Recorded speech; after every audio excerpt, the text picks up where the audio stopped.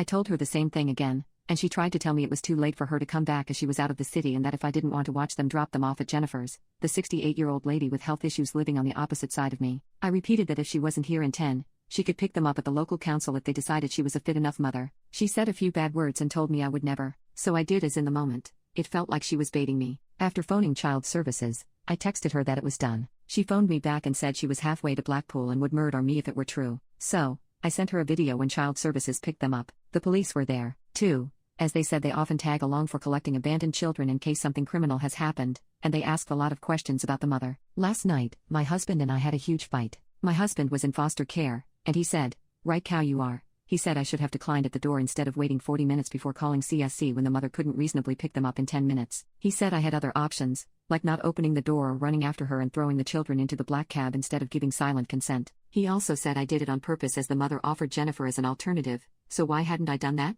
In my defense, I am not comfortable handing over children to a third party, and good manners say you don't show up on an elderly lady's doorstep and give her 6 unruly children to deal with for a few days. I would never have lived down that shame. My husband argued that once I had dropped them off at Jennifer's, it would no longer be my business but something between the mother and our other neighbor. He told me anything that happened to those children in care was on my head, and then he told me what he experienced and what he knew of others who had experienced it. I haven't slept much and my husband left for work without speaking to me. I wonder if I should go back to child services and say I overreacted or that it was a misunderstanding and find a way to make it up to the children and get them out of there. I had no idea foster care was that bad.